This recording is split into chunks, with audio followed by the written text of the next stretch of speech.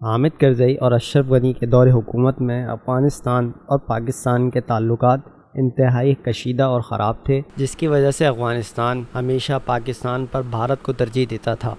اگر یوں کہا جائے کہ پینٹاگون اور دہلی سے بیٹھ کر افغانستان کو چلایا جاتا تھا تو یہ بھی غلط نہ ہوگا۔ اب ہم آتے ہیں اپنے موضوع پر۔ میں اپنے دل کی گہرائیوں سے بھارت کو سلام پیش کرنا چاہتا ہوں، بھارت نہیں بھارت کی آرمی کو بھی سلام پیش کرنا چاہتا ہوں، اور میں یہ چاہتا ہوں کہ آپ لوگ بھی بھارت اور اس کی آرمی کو سلام پیش کریں، کیونکہ انہوں نے جس طرح افغان آرمی کی تربیت کی ہے، پوری دنیا میں اس طرح کوئی ایسی تربیت نہیں کر سکتا کسی اور آرمی کی جس طرح انڈین آرمی نے افغانستان آرمی کی تربیت کی۔ اور میں یقین سے کہہ سکتا ہوں کہ افغانستان آرمی کو اگر اولمپکس میں بھیجا جائے تو سارے میڈل وہی جیت کر لے آئیں گے، کیونکہ جس رفتار سے یہ لوگ بھاگے ہیں صرف اور صرف انڈین آرمی کی بدولت ہے کہ انہوں نے اتنا زبردست ان کو بھاگنا سکھایا، کوئی سیکھے ان سے۔ اور مزے کی بات میں آپ لوگوں کو اور بتاتا چلوں کہ اس وقت انڈیا کے اندر 80 افغانستان کے کیڈٹس موجود ہیں جو پچھلے 1 سال سے انڈین کیڈٹس میں ٹریننگ حاصل کر رہے تھے، اور وہ اس وقت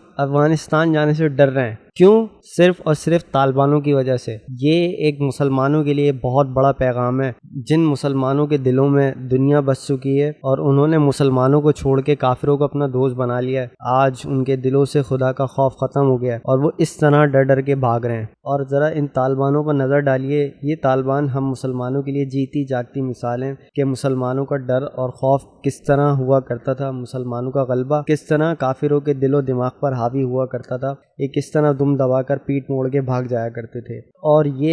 اور موجودہ افغانستان میں طالبانوں کی شاندار فتح مسلمانوں کے ایمان کو جگانے کے لیے کافی ہے، اور تمام مسلمانوں کو اس بات کی یاد دلاتی ہے اور ان کا ایمان تازہ کرتی ہے کہ کس طرح 313 مسلمانوں نے ان ہزاروں کافروں کے لشکر کو مار بھگایا تھا۔ تو یہ مثال آج طالبانوں نے زندہ کر دی، عالم اسلام کے لیے ایک مثال بن گئے۔ اللہ کا شکر ہے کہ اس نے ہمیں پاکستان جیسے ملک سے نوازا اور پاکستان آرمی جیسی آرمی دی۔ اب ہم آتے ہیں اپنی اہم خبر کی طرف۔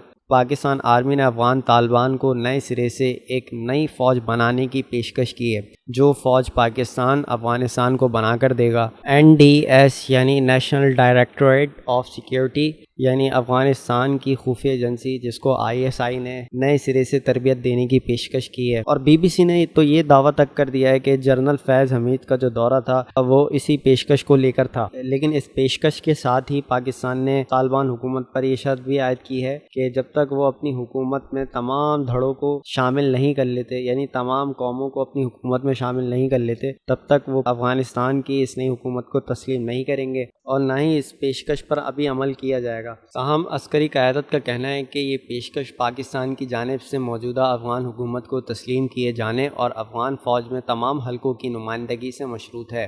پاکستانی فوج کے ایک اعلیٰ افسر کا کہنا ہے کہ یہ بات چیت تو طے ہے، تاہم فی الحال اس کا کوئی باقاعدہ روڈ میپ موجود نہیں ہے، اور ایسا کوئی بھی اقدام مستقبل قریب میں اس وقت تک ممکن نہیں ہے جب تک کہ طالبان حکومت کو تسلیم نہیں کر لیا جاتا۔ بین الاقوامی طور پر پاکستان اس بارے میں پہلے ہی واضح کر چکا ہے کہ خطے کے دیگر ممالک کے ساتھ مل کر افغانستان میں طالبان کی حکومت کو تسلیم کیا جائے گا۔ انہوں نے کہا ہے کہ اس وقت افغانستان کو کسی بیرونی قوت سے کوئی خطرہ نہیں ہے، انہیں ایک مضبوط پولیس اور بارڈر مینجمنٹ فورس کی ضرورت ہے۔ اگر ان کی تربیت کی درخواست کی گئی تو پاکستان بھرپور مدد کرے گا۔